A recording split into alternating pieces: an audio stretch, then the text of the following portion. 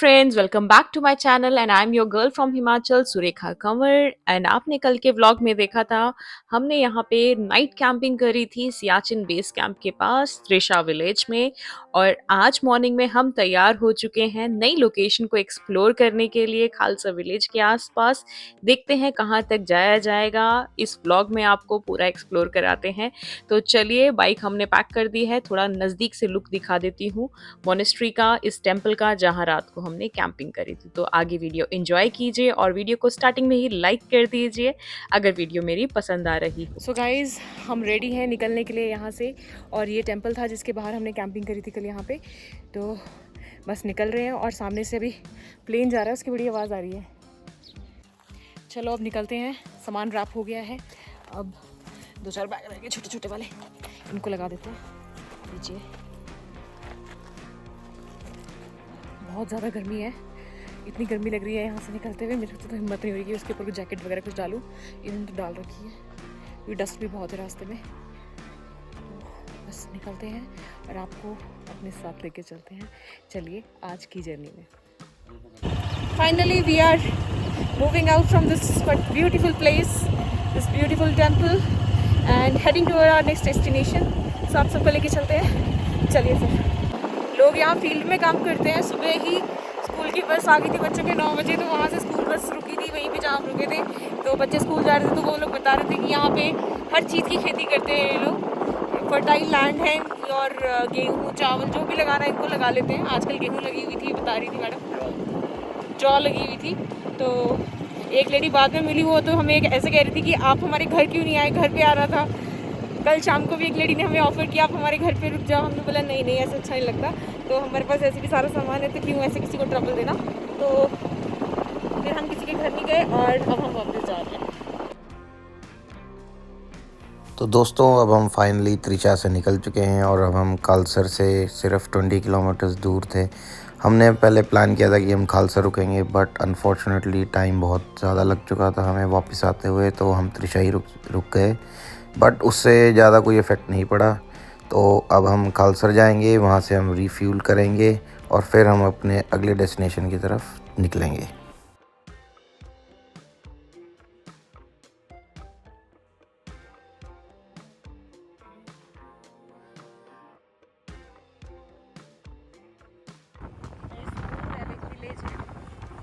Village में वहाँ के सारे बच्चे पढ़ने आते थे, जो सुबह खड़े हुए थे। मैंने देखा स्कूल की बस का नाम लिखा हुआ था लुमान करके। और यहाँ पे सामने देखिए आप वाइट का। तो दोस्तों, जैसे आपने अभी सुना कि ये सुमुर विलेज है, ये one of the biggest villages है सियाचिन रोड पर। पहले हम प्लान कर रहे थे कि हम सुमुर में रुकेंगे, यहाँ पे आपको कैंपिंग साइट्स भी मिल सकती हैं और आप इसको प्री बुक भी कर सकते हैं। खालसर पहुँच के हमने पेट्रोल फिल करा लिया है इंडियन ऑयल का।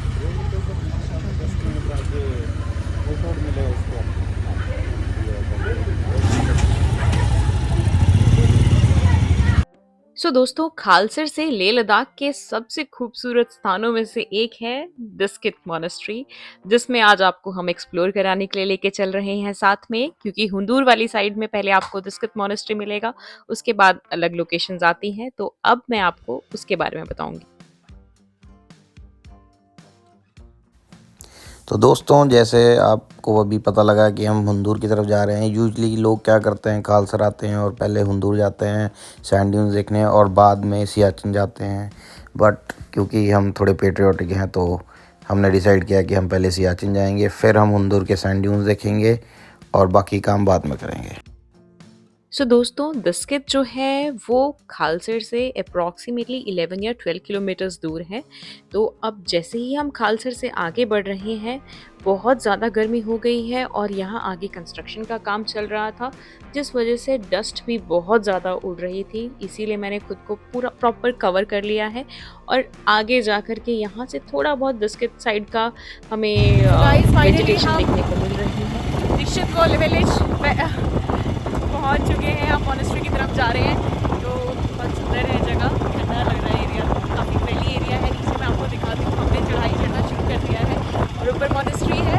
और वहाँ पर मतलब महात्मा बुद्ध को तो मानते ही हैं, काफ़ी पुरानी हिस्ट्रीज है। मंगोल्स में कोई थे, उनका मतलब उन्होंने कभी पेनिट्रेट करने की कोशिश की होगी मॉनेस्ट्री के अंदर, कि लोकल लोगों ने उनको मतलब भगाने के लिए जैसे तैसे फाइट की होगी, तो कोई इन्वेडर था उनके हाथ को पकड़ा हुआ है, तो वो अपने डेटी को सब मतलब प्रोवाइड किया था, वो अभी तक गोमपास हाथ को काट के, तो वो अभी तक अंदर प्रिजर्व्ड है। तो ऐसा कुछ स्टोरी मैंने सुनी है अभी तक, और फ्रेंड्स बता रहे हैं शायद महादेव जी का मंदिर भी है अंदर, तो वो भी आपको दिखाएंगे आगे, आप देखिए, एंजॉय कीजिए। सो दोस्तों, जैसे ही खालसर से दिस्कित मोनेस्ट्री में आप एंटर करते हैं, आपको दूर से ही मैत्रेय बुद्धा की ये सामने खड़ी हुई प्रतिमा दिखने लग जाती है, जिसकी हाइट 106 से 108 फीट ऊंची है, जो दिस्कित के एंटर होने का प्रमाण सामने दिखाती है। और अब हम फाइनली हाइट पे पहुंच चुके हैं, काफ़ी हाइट चढ़ ली है। सामने आपको दिख रहा है दिस्कित विलेज, जो कि कितना सुंदर है अपने आप में ही। और अब हम फाइनली पहुंचने वाले हैं दिस्कित मोनेस्ट्री। चलिए फिर सफ़र को और ज़्यादा रोमांचक बनाते हैं और मोनेस्ट्री एक्सप्लोर करते हैं। आज थोड़ा आपको यहाँ के कल्चर, यहाँ की गोमपास को नज़दीक से दिखाने की पूरी कोशिश करेंगे। पिछले 4 दिनों में तो हमने लगभग अपना ट्रैवल और कुछ इम्पॉर्टेंट चीज़ें दिखाने की कोशिश की हैं, तो आज इस व्लॉग में मोनेस्ट्री को नज़दीक से एक्सप्लोर करते हैं। सामने आप देख सकते हैं गोमपास, और गोम्पा को क्रॉस करते करते ये मोनेस्ट्री का नज़ारा है सामने। कितनी सुंदर लग रही है दोस्तों दिस्कित मोनेस्ट्री। आप देखिए व्लॉग को और इन्जॉय कीजिए। तो दोस्तों ये दीक्षित मोनेस्ट्री है और ये अपने 200 फीट बुद्धा के लिए बहुत फेमस है, जो आपने अभी इसकी झलकी देखी है, और ये बहुत दूर से दिखते हैं। और ये बहुत ही एंशिएंट मोनेस्ट्री है, कई सेंचुरीज बैक ये मोनेस्ट्री जाती है। और तो अभी हमने एंट्री करवा ली, एंट्री पासेस हमें मिल गए हैं 40 पर पर्सन। तो हमने 80 रुपीज़ पे किया यहाँ पे। 80 रुपीज़ पे करके हमारी मोनेस्ट्री के अंदर एंट्री हो चुकी है। तो हम सोच रहे हैं अच्छे से एक्सप्लोर करते हैं और आप सबको बहुत अच्छे से ब्लॉग बना के दिखाते हैं।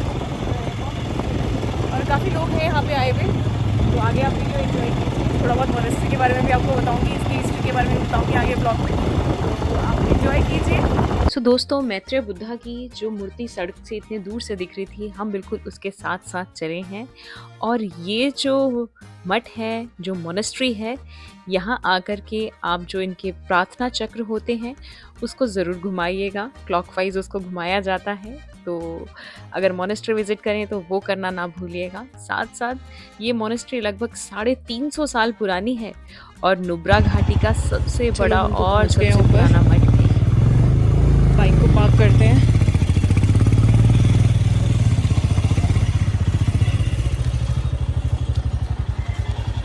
सो हमने अंदर जाने की तैयारी कर ली। अब ऊपर से डस्ट वाली जैकेट खोल दी है और अब जाते हैं मोनेस्ट्री को एक्सप्लोर करने के लिए। हम दोनों मैचिंग हो गए बाय डिफ़ॉल्ट आज वेडनेसडे है, और बट हम थर्सडे वाला फील लेके चले हैं। उधर को देखो, महात्मा बुद्ध।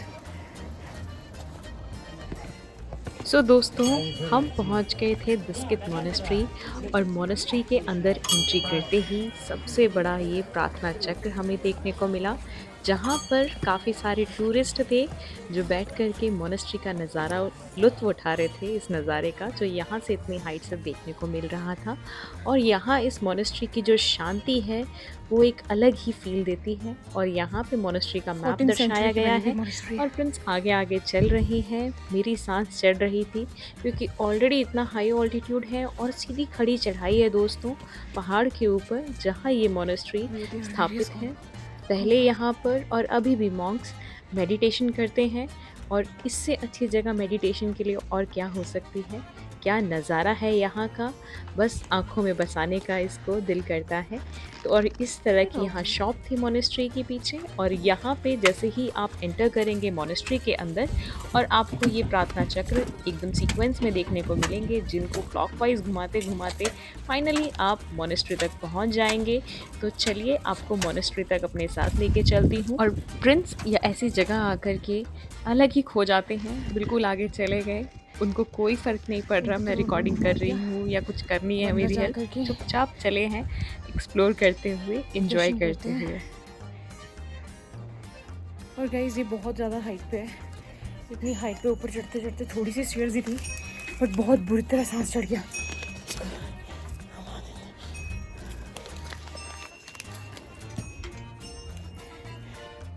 ऐसे गोल घूम रहे, ये बेल इससे टकराएगी।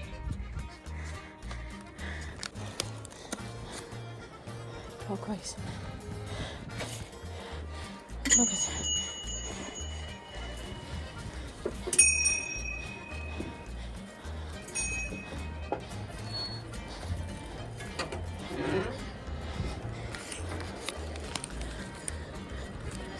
और ये बहुत आगे आगे चल रहे हैं, पता नहीं क्या देख रहे हैं। रिवर है शायद वहाँ से, रिवर का व्यू देख रहे हैं, आपको भी दिखाती हूँ।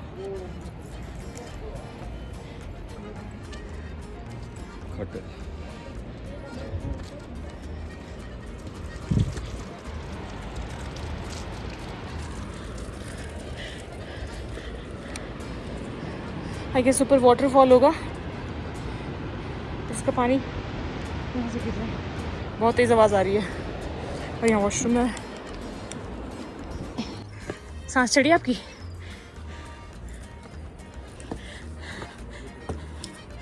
मेरी तो सांस चढ़ी भाई, है तो बड़ा सुंदर, पर इतनी हाइट पे स्लांट्स है। ओह,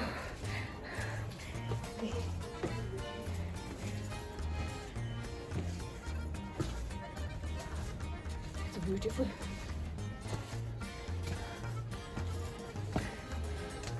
काफी सुंदर है।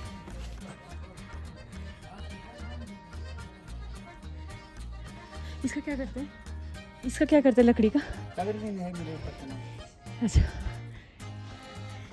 पूजा करते होंगे कुछ।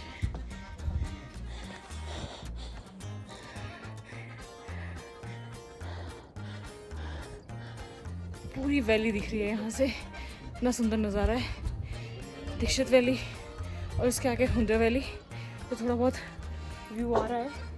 और जो साथ साथ रिवर बह रही है, ये श्योक रिवर है, जो आगे जाके इंडस रिवर में मर्ज हो जाती है।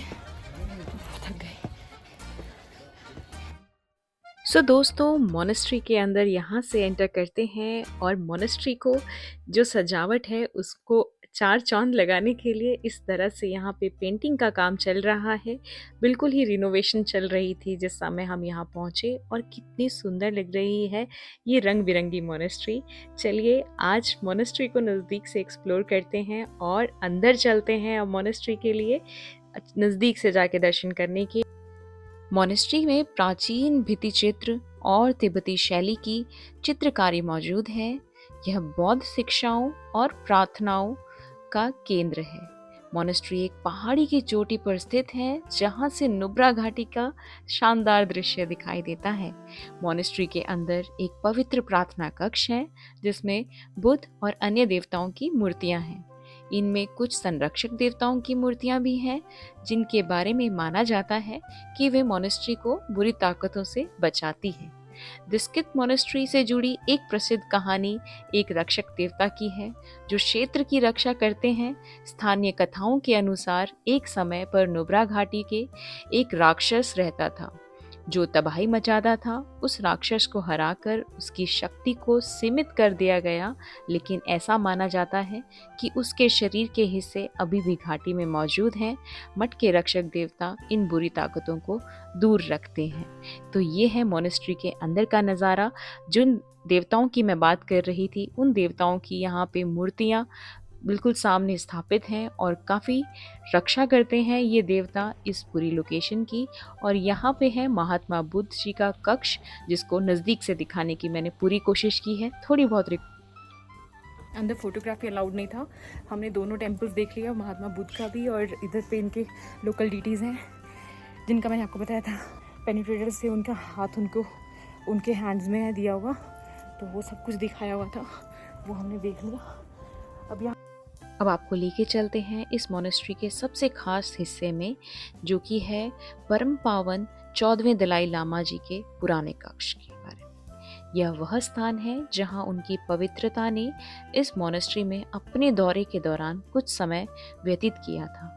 इस जगह का हर कोना अध्यात्म, इतिहास और शांति की भावना से भरा हुआ है। यह वही स्थान है जहां परम पावन दलाई लामा ठहरे थे। इस कमरे की दीवारों पर तिब्बती शैली के चित्र और भित्ति चित्र बने हुए हैं जो बौद्ध संस्कृति और इतिहास को दर्शाते हैं। यहाँ का शांत माहौल आपको आंतरिक शांति और सुकून का अनुभव करवाता है। इस कक्ष में रखी गई हर वस्तु, चाहे वो प्रार्थना झंडे हों या पवित्र ग्रंथ, दलाई लामा की यात्रा और उनकी शिक्षाओं की याद दिलाती हैं। यह स्थान आज भी बौद्ध धर्म के अनुयायियों के लिए गहरी आस्था और श्रद्धा का केंद्र है।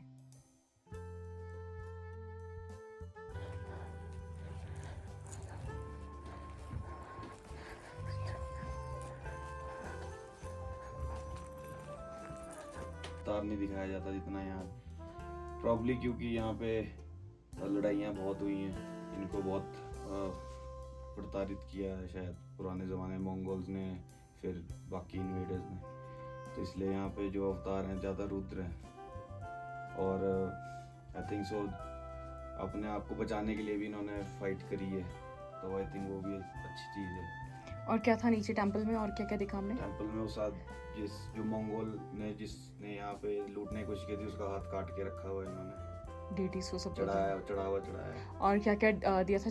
चॉकलेट्स वगैरह, चॉकलेट सब है। बिस्किट्स।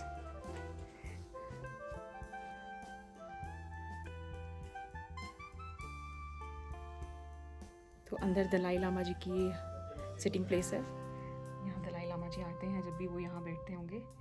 तो ये उनका चैम्बर है, और जैसे कि प्रिंस ने बताया नीचे काफ़ी पॉजिटिव है और मेडिटेशन के लिए ही फेमस है, तो काफ़ी अच्छा है।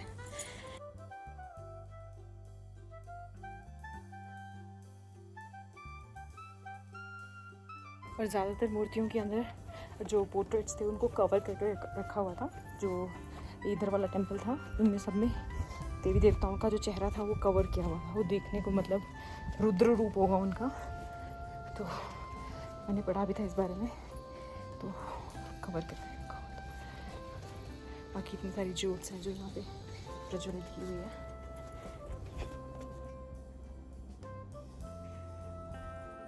और टेंपल जैसे कि सर भैया बोल रहे थे कि क्लोज़ हो जाएगा, तो ऑलरेडी उन्होंने क्लोज़ कर दिया है लंच टाइम होने के बाद। वैसे कल भी हम सियाचिन जब बेस कैंप पे पहुँचे, हम ही लास्ट विजिटर थे वहाँ के, उसके बाद वो टेंपल क्लोज़ हो गया था। और आज जब हम यहाँ पहुँचे उसके बाद ये टेंपल यहाँ का भी क्लोज़ हो गया है ना। मेरे शूज़ भी पड़ा दो, हम यहाँ बैठ के अब शूज़ पहन रहे हैं अपने।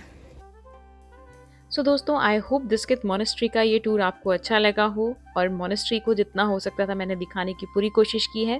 तो वीडियो पसंद आई हो तो वीडियो को अभी लाइक कर दीजिए, दोस्तों के साथ शेयर कीजिए, और चैनल पे नए हैं तो सब्सक्राइब करना बिल्कुल ना भूलिए दोस्तों। आपके छोटे से शेयर से मेरी मोटिवेशन बहुत ज़्यादा बढ़ जाती है। Thank you for watching.